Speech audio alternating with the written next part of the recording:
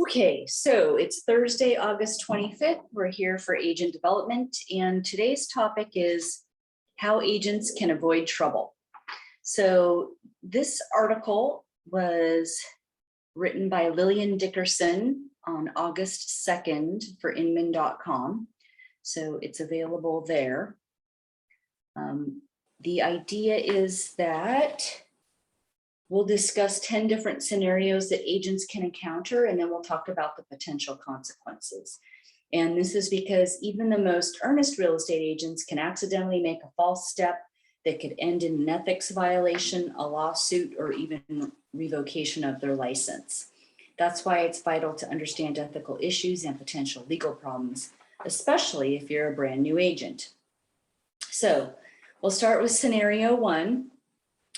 A potential buyer is especially concerned about the risk of termites at a property you're representing. She asks if the home has ever incurred any damage from termites, to which you respond, no, none. But you fail to mention that there has been evidence of the presence of termites on the property in the past, though they've never caused any significant damage to date.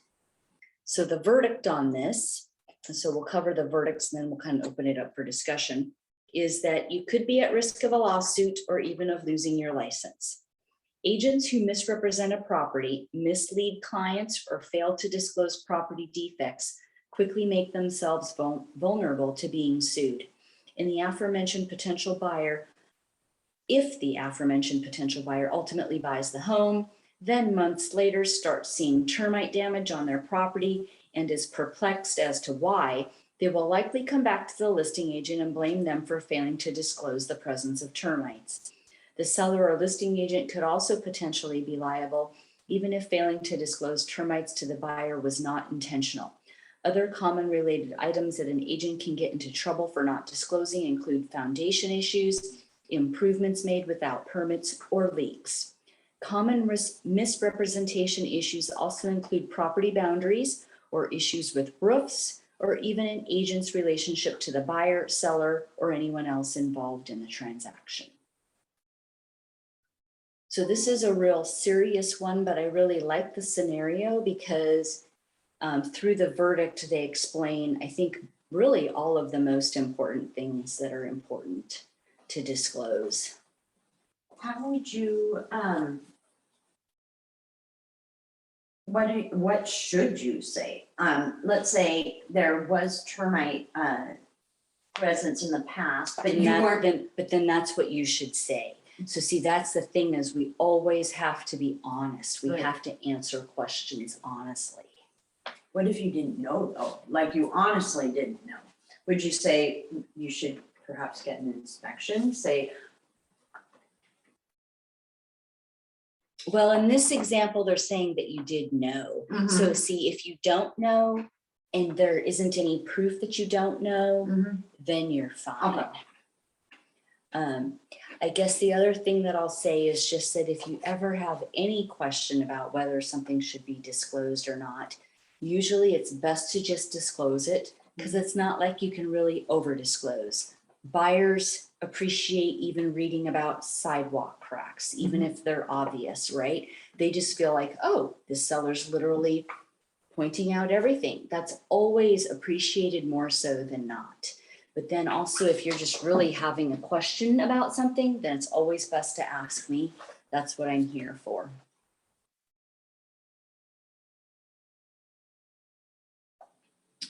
And for sure, when a seller is filling out a Form 17, then, you know, we aren't supposed to be helping them fill it out, right? All we can do is answer questions about the questions to help clarify them for the sellers so they can answer them. And it's the same thing for them, is that if they're really questioning whether something should be disclosed or not, it should probably be disclosed, just to be better safe than sorry, you know? And then the other big thing is like, there's a couple questions. I think the biggest one is the roof, that says, has the roof leaked within the last 5 years? So if it was, then it needs to be disclosed. And then if it was repaired, that explains or whatever, right? Otherwise, most things have to do with current, meaning that if there was a leak and it's now repaired, well, then it doesn't need to be disclosed. There's only a few questions like the roof one that ask about the past. I was at an open house a while back ago, and the patio was concrete, but there were a couple of cracks in it. And then, one of the visitors is like, "Oh, do you know about these cracks?" And Cracks and where? in the concrete, like there were. Oh, in the patio? Yeah.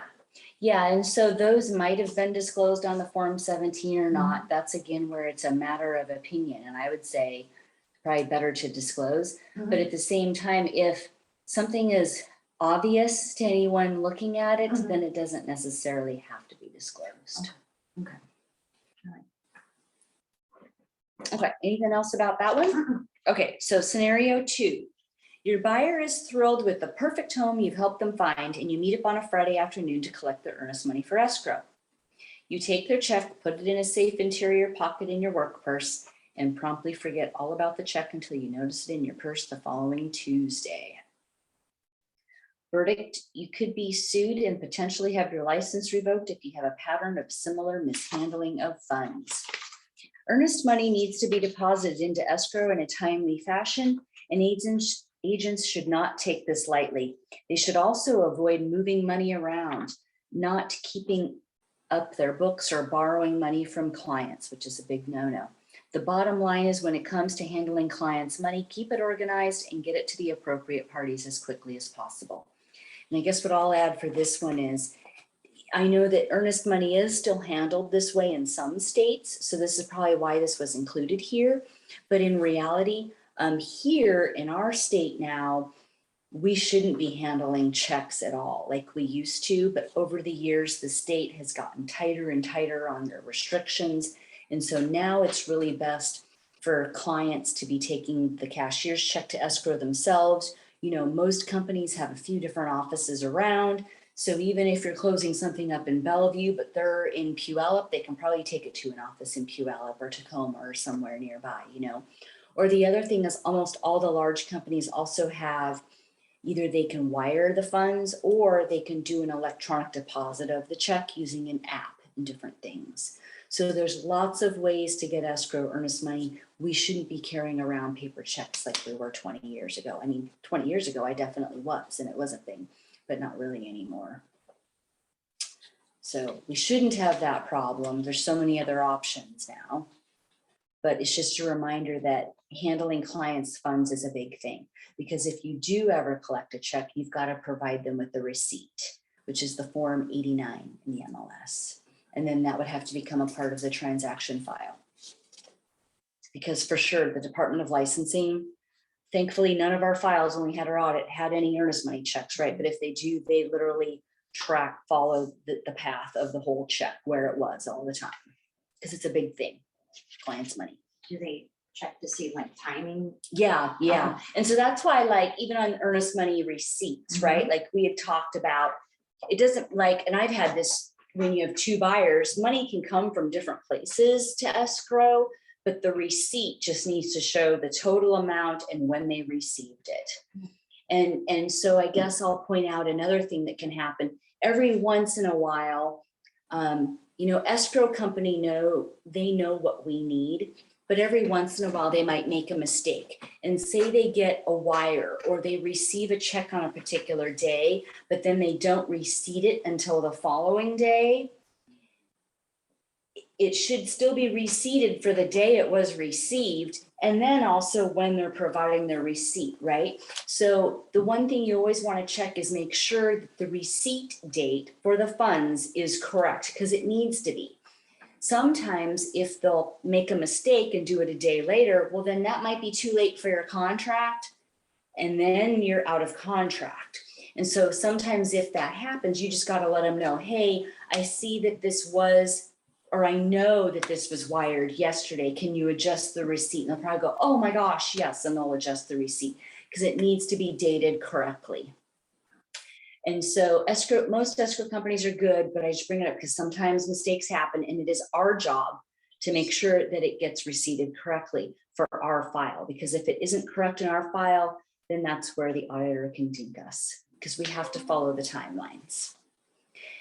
And it's not even just for the Department of Licensing, it's for the contract too, because if earnest money is received later than agreed to in the contract, the seller has an opportunity to terminate the agreement. Now, in this shifting, slowing market, sellers probably aren't likely to do that, but during the hot market, they were, because maybe they would have received a higher offer, right? So then they were terminating and they'd go to the backup offer. So it's very important. Anything else? Okay, so I think I helped make it a little more applicable for us here. Scenario 3, an agent calls you regarding a property you've listed, which currently has an accepted offer with contingencies. The agent wants to know what the status is on offers and contingencies, and you curtly reply, I'm not at liberty to discuss. The verdict is you've just committed an ethics code violation. Article 3 of the Realtor Code of Ethics states, realtors shall cooperate with other brokers except when cooperation is not in the client's best interest. The obligation to cooperate does not include the obligation to share commissions, fees, or to otherwise compensate another broker.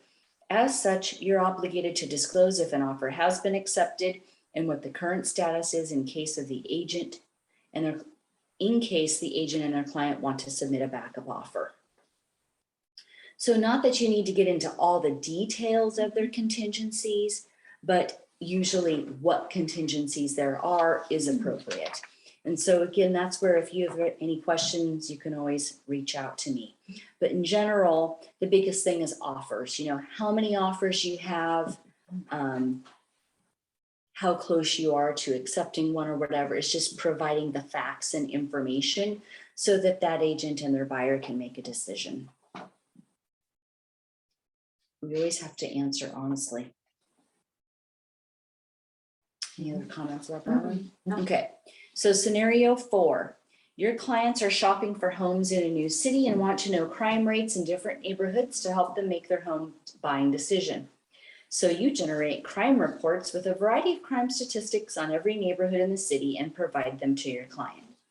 Verdict, you've committed an ethics code and fair housing violation.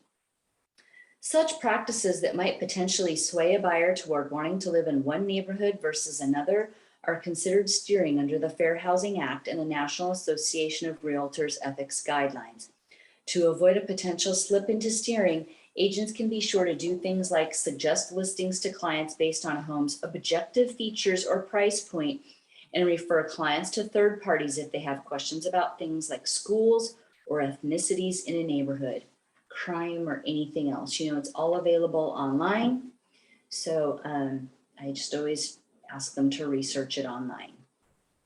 And a lot of times for me, it's gone either way. Like sometimes it'd be like, oh, there wasn't as much as I thought, or, oh, there's more going on than I thought, you know, but then at least they've done the research themselves and we didn't scare them at all. Okay. Scenario 5. Your seller receives a buyer love letter in one offer on their home that hits them in a personal way. The buyer couple reveals that they have 2 kids the same age apart as the sellers in their home. The seller accepts their offer, and later on, a competing buyer who is single learns that the seller accepted the offer on the other buyer because they had a family. Verdict: the seller and/or listing agent could be sued, and this is a fair housing violation.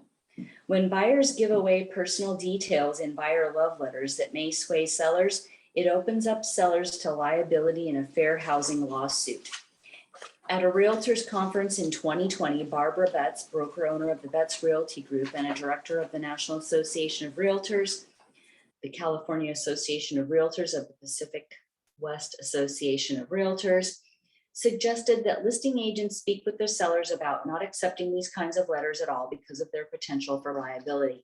Of course, if letters only discuss the merits of the house buyers are hoping to win, that's a different story, but it's impossible to know the content of a love letter in advance. And so this is where Amy Fitzsimmons with the Washington Realtors, and I think other attorneys in our area have also suggested the same, that we talk to our sellers ahead of time and advise them that, hey, we don't want to make a fair housing violation. So it's best that if we receive letters that we not review them until we're already under contract. And so I think that's what a lot of agents are doing now. When it was more competitive and we were getting multiple offers. I know I was putting it in my listings, something along the lines of, letters from buyers, if any received, will not be reviewed until after mutual acceptance, that sort of thing. But now that the market is slowed, it isn't even really necessary. But still something to talk to your sellers about, just in case, because it can still happen. Listings can sit on the market for a while, and then all of a sudden you get 2 offers. So then if one of them has a love letter, well, it would be better to have talked to your seller about how to handle that beforehand. Because the whole thing is, with the letter, you aren't going to know what's in it until you've read it, and then it's too late. And so I know Annie Fitzsimmons goes into detail about how if you receive a letter, you should put it in a sealed envelope and not review it until afterwards. But that's assuming we work with paper. I don't know how many agents are really working with paper anymore, but I don't. Everything's digital. So if I received it via email, right, I'd open it up and it'd be done. So that's why it's better to have a plan ahead of time, that they just aren't going to be reviewed. Yeah, I actually talked to someone earlier today, and they submitted a love letter, and that's what got them the place. And I remember, I didn't say anything to him about it, but I remember seeing in one of your listings saying, will not, read until after mutual acceptance, and that's what kept sticking in my head, is that, you don't do that. Yeah, well, and it's weird. It's funny because the love letters are kind of a controversial issue. Mm-hmm. There are some buyers out there that believe they won because of it. Mm-hmm. But the problem is if you look at it from the other buyer that didn't win, then it was discrimination on those, right? Right. And so it's kind of all a matter of, it's great when you win, Mm-hmm. but it isn't when you lose. Right. And so that's why I think it's important to just think about the big picture, which is what we should be focusing on, and to keep it fair for everyone. Love letters just shouldn't be a part of the process. Mm-hmm. And our state, there was some legislation that was proposed earlier this year. Unfortunately, it didn't pass because there were some legislators that felt, actually, they provided that same example about how they knew buyers that wrote letters and won because of it. Mm-hmm. And at that time, we weren't aware that was happening so much so that people wouldn't realize that in a way that's reverse discrimination, right? Like, because they won, somebody lost, right? They don't always think of that. And so that's what the Realtors Association has been working on now, is to make sure that everyone understands that. And there's going to be new legislation proposed this next year that will make it more specific. And so then hopefully love letters will become, and they just won't be able to occur anymore, because it puts us in a hard place. Like, thankfully this hasn't happened to me, but I could technically open up an offer and there could be a love letter right there as the first page, and then I've seen it, right? And so it just puts us in a bad situation. And that's what the Realtors Association is trying to avoid, so that we don't have to worry about that anymore. It's complete sense. Yeah, it needs to be fair for everyone. Mm-hmm.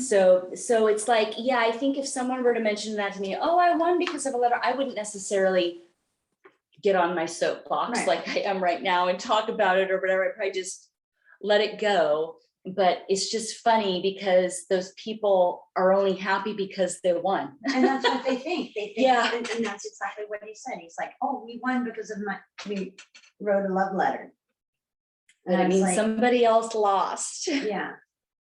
And is that really fair? Right. Is the whole thing. And the thing is what they say in here is true too, because I've tried to have buyers write letters that just focus on the features of the house and all of that. Mm-hmm. But the problem is and I don't think it's too extreme to say that that's near impossible, because discrimination can occur by their names, their genders, or at least assumed genders by names.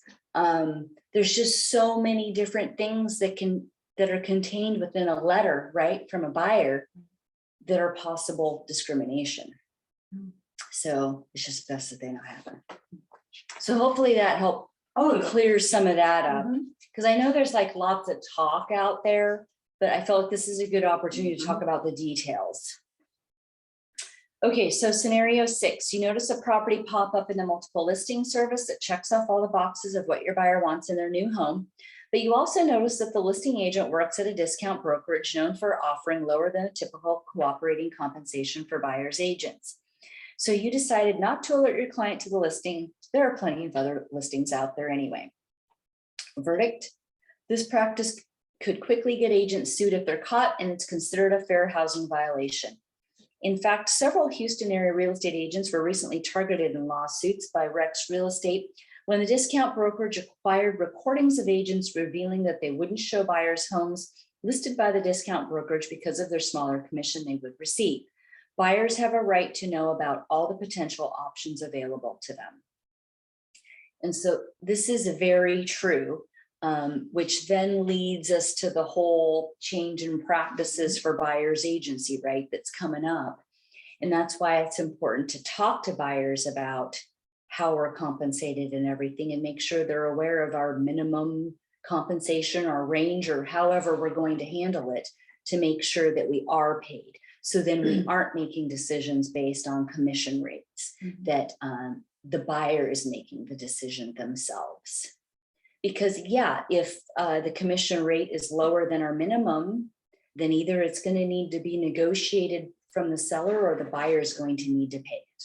But buyers need to just be aware of that process.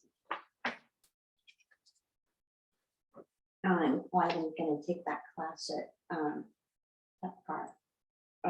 for learning more about the forms and being prepared for that too, so I can discuss it with whomever. Yeah, and I know the MLS will have some classes too. But because yeah, that's going to be the best way to handle it. What was the other thing to say? Oh, and I guess just to point out too, that's why like the buyer brokerage commission isn't a searchable field on the MLS, because we shouldn't be searching for properties based on that. So unfortunately, that's where before we show properties, or definitely before we're writing an offer, we need to check the rate, and that's why I have that, I think it's the 41C, right? Selling or buyer brokerage commission form, just as a reminder. So when you're writing up an offer, hopefully you don't need that form, but that form is sitting there as kind of a reminder of, okay, is the commission what you need it to be or not? So if not, you can use that form. I have a question. I was talking to another agent at this seminar last week, and she said that she had a buyer's agent want 5% for his commission, like in the contract, wrote that out. Do people do that? Well, you got to remember, technically, you, me, we can charge whatever we want. And in fact, we shouldn't really be talking about our usual rates either, because we don't want to be price fixing at all. But any agent can charge what they want. Obviously, within our office policies, I've set our minimum. And so if you're trying to work for any less than that, or trying to negotiate anything less, then you need to have my approval beforehand, because I think almost all offices need to have a minimum, when that's the way that we're making money. But no, an agent can charge whatever they want. Okay. I'm just thinking, obviously, if they're charging 5 in our market, when a lot of them are 2.5 or 3, then they're going to be negotiating more from the seller, or the buyers are going to be making up the difference. Yeah. But I mean, that's kind of the beauty of being a real estate agent and an entrepreneur, right? Is we set our own fees and everything. And then it's a matter of, maybe he wants to sell less, but at a higher rate. That's a business plan. Is that a disservice to your clients if the selling agent looks at that and is like, okay, everything's great, but that, so why would I even deal with this contract and overlook it? Well, and that's where it's up to buyers, right? And I think that's what's kind of happening with our change in the MLS forms is as we have to talk about this, sellers have always negotiated the commission in the past, but now we're going to begin negotiating commissions with buyers as well. Because the rates are they're all available on all the websites. So they know what the buyer brokerage commission is. And then they'll just have to decide, well, are they willing to pay that difference or not? And are they able to? I mean, like, I know, and I think you know of some buyers who they physically aren't able to, right? And so then that comes down to, okay, so then what's the plan? To negotiate it within the price with the seller or something, or is it just not an option for a buyer? Because for some buyers, it just may not be an option. And so that's what we then have to talk to our sellers about too, is, yeah, technically a seller can offer a buyer brokerage commission of anything they want, but the lower it is, the higher the chance that the buyer is going to be paying for that commission. And do they have the cash? You know, there's definitely kind of a wave over the last year or two of sellers wanting buyers to pay for their own agents' commissions, which makes sense, right? But the thing is, they don't usually have the cash for it. And right now it can't be financed. And so that's kind of the other flip side too, is are the lenders going to be able to start financing it or not? And nobody has the answers to that question yet. So it's just going to take time. Okay, let's see where. Okay, scenario 7, right? So you list a property and clearly state in the MLS that no showings will be available on the property until a certain date the sellers have specified. Sorry, my Fitbit keeps going on. It's saying I'm in cardio right now. I am not in cardio. I am obviously not in cardio right now, right? Sitting here in a chair, but my wrist keeps like vibrating and I'm like, what is going on? I don't know why it thinks I'm doing cardio. Maybe that's not good actually, because it must mean my heart rate's up. Yeah, so I don't know what that means. I feel fine. Okay. So I don't know. Okay. So you list a property and clearly state in the MLS that no showings will be available on the property until a certain date the sellers have specified when they plan to go on an extended vacation. The day before the sellers were supposed to leave, they mentioned to you that they left early and have already vacated the house. A potential buyer had reached out to you wanting to see the house ASAP, so you contact them and let them know you can show them the house this afternoon, a day before you said on the MLS it would be open for showings. Verdict: you have violated the Realtor Code of Ethics. And then I'll add here, because in our Northwest MLS, you'd also be violating that rule as well. Realtors are obligated under the Realtor Code of Ethics to cooperate with other brokers unless it's not in their client's best interest. By showing the home yourself a day before publicly stating that it would be available to see, you're misrepresenting the availability of access to the property and going against their obligation to share information about the property and make it available to other brokers. And then, like I said, it's also a Northwest MLS violation too, because we can't be pre-marketing or showing properties before it's available to everybody. What? Okay, this sounds silly, but on like TV and watching like realtors and they're like, I have this thing called a pocket listing. Oh yeah, so yeah, that brings up how in different states, pre-marketing or pocket listings, as they're called, where they have information about the property because they know a seller will sell it, but they just don't want to put it on the market. That stuff isn't allowed here, but it is allowed in other states. Here, there just really isn't any of that. The only thing we can do is, like during our office meetings, kind of give a heads up, like, okay, I have this listing coming up, right? So then if I have something coming up and you have a buyer, well, then at least you've got the heads up so you can be sure to get in there as soon as it's on the MLS, right?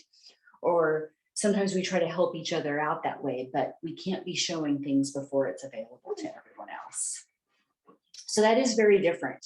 Like I know, because I hear from other RE/MAX owners all the time, right? Like there's these coming soon advertisements that they can do for listings and all that. It's like, no, we can't even post something on our own social media about something coming soon. That would be an MLS violation. And not that I'm out there policing it, but I see a lot of it, and that stuff can be turned in. And I don't know if you noticed, but I do periodically check the MLS disciplinary actions. A lot of them, the majority of them are pre-marketing, where they've done some sort of marketing ahead of time and someone turned it in and now they've been fined. So like if they send out new listing. Then it needs to be listed, at least in our MLS. Mhm. But that's where in other states it's different, you know. What kind of fine do you get if you? Oh gosh, I should have brought that because I don't know. Yeah. I have spent my time focusing on what the rules are, Yeah. not necessarily the consequences. Just random thought. I was Yeah, like, I don't know. wonder. I think I see a lot of $500. But I think there's a range, and then they determine how bad the person broke the rule, like what they did or whatever, and determine how much it's going to be. So I don't know. You could, the MLS rules I are can look it available up. there. Yeah, You I can look it up. up. I haven't bothered to try to remember that stuff because I just have enough to remember. Okay, scenario 8.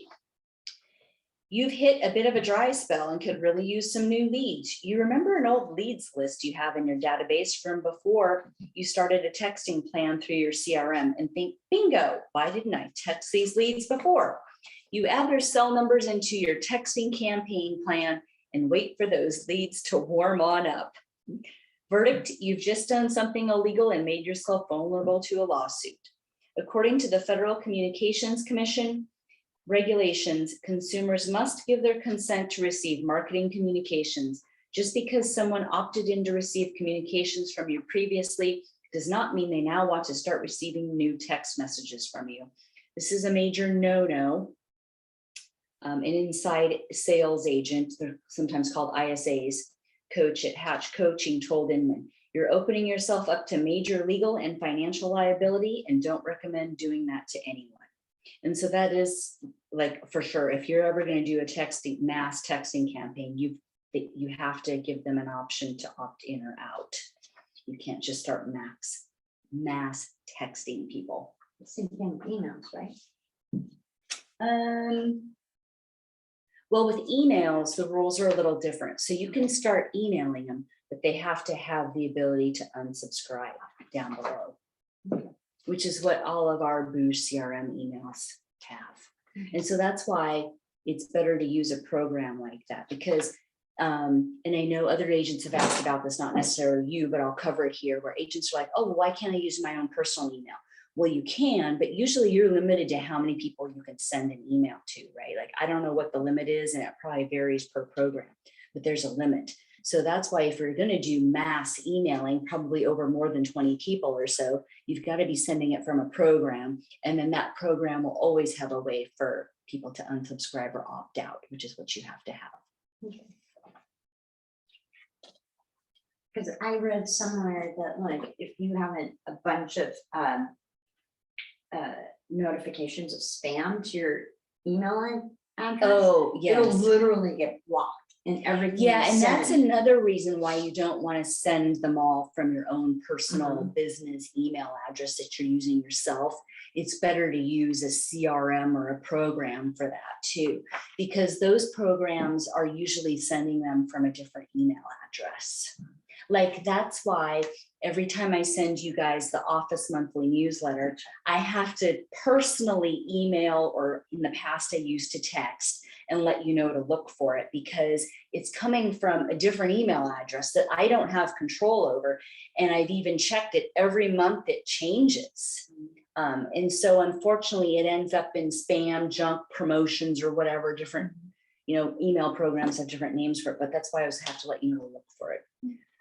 And so unfortunately, I know a lot of our newsletters are ending up that way too. I know that even Remax has a problem with their emails getting to owners and agents. It's just unfortunately in general, just an email problem right now because there's so much email out there.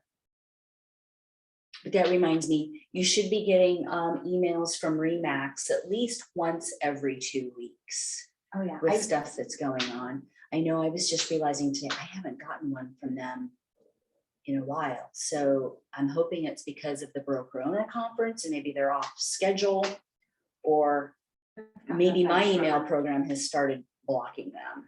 Yeah, I saved everything from them as a safe address and things like that to make sure, because it was. But that doesn't always work though. And I know that from personal experience because, you know, I have a Microsoft account and I do the same thing. I'll save everyone as safe, but then still months later, I just won't start getting stuff. So then I'll contact the company and be like, oh, well, on our end, we can see we're sending it. And I'm like, well, I've checked my junk, everything, like you're a safe sender, but I'm not getting it.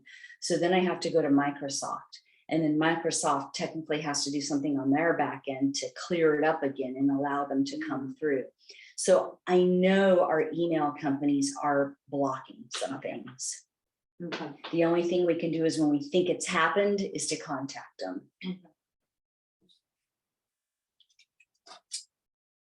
Okay, scenario 9. Your client is interested in a property and has poured over the listing multiple times, but really wishes they could get a video tour of the home before deciding whether or not to go see it in person. The only problem is the listing doesn't have any kind of video or virtual tour of the home with it. You tell your clients, no problem, you can go visit the property for them and take some videos on your iPhone while you're there to pass along to them. Verdict, you've made yourself vulnerable to a lawsuit. By recording video footage of a home without the seller's consent, you've given them the option to take legal action against you. Sure, it's possible that the listing agent just didn't have the tech or know how to create a video tour of the home, but it's also possible that the sellers did not want to have video footage of their home on the internet. Without asking, you have no way of knowing. And so just a reminder that, yeah, you shouldn't be videoing anything without the seller's permission. And within showing time, there is a way to, like by default, it's that you're going to do an in-person showing, right? But doing a video showing is an option in there. So if you have clients that are out of state or out of the country or whatever, and you're going to be FaceTiming them or Zooming or doing something with them, you want to choose that option to let the seller know that that's what you're doing. So then that way, either they could have blocked the ability for you to do that, so you wouldn't be able to do that, or you're at least letting the sellers know, and then they can, well, they're probably going to okay it, right? Because you're going to okay the showing, or they won't. But you're at least letting them know. So do you need to talk to the seller directly or the listing agent? So it would be the listing agent. So remember, we always talk to sellers through the listing agent. Right. I think the way the rule reads is we only have the ability to contact the seller directly if we have tried to reach the listing agent multiple times over 24 hours and we haven't received a response. And really the next step is, if that's happened, it would be to get me involved, and I would probably contact the other designated broker and say, hey, Jessica's been trying to reach Victor now for over 24 hours and we aren't receiving a response. You know, I mean, I wouldn't say it exactly like that, it'd be nicer, but along those lines, right?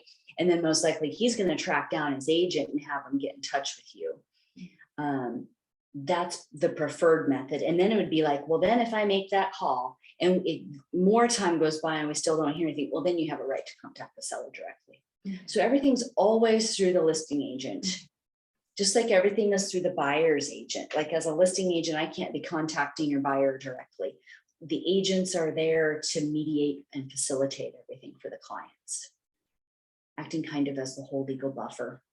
Okay. And the same thing kind of goes, look, they can't videotape us while we're on their premises. Right, or there would need to be a sign or something in the listing. Okay, scenario 10. Some friends of one of your current clients reach out to you because they're unhappy with their current realtor, whom they say just isn't getting the job done. Because you are responsible and kind and want your clients to see that you're willing to help their friends, you tell them you'd be happy to help out and are sorry their current realtor isn't doing their job right. Verdict, you've just violated Article 16 of the Realtor Code of Ethics. If a client already has a representation agreement in place with another realtor, you're violating Article 16 by agreeing to work with them before their existing contract with the other realtor expires. It is, however, permissible to discuss with someone like this who reaches out to you what you could do to help them once their existing contract does expire. Or, of course, they can always choose to end it, at least here in our state. Maybe they can't in others. If they make incoming contact to me, I absolutely can have a conversation about what I will do for them after their contract has expired. That's told attendees at the aforementioned Realtors Conference in 2020. You cannot talk about right now. You cannot tell them their realtor isn't doing their job. So again, as a reminder, all you can do is talk to them about what you can do when their current agreement expires or when they cancel it. And I know you've had some personal experience with that lately. Very much so. So then the last page just has a reminder that because the National Association's Code of Ethics was talked about a lot in here, it's updated every year and is always available on the NAR website at nar.realtor. And then it's also available on our office Dropbox within the Safety and Code of Ethics folder. So I keep that updated so that it's easier for you to find because you kind of have to dig on the NAR website. I printed it out just so I can, when I was doing the little class, so Mm-hmm. you know, to be able to reference what they refer to and stuff. Well, yeah, and then everyone is required to take ethics once every 3 years. And so during that class, usually you'll have a printout or something and you'll go over it in great detail too. Anything else before we stop the recording? Okay, so we'll stop this.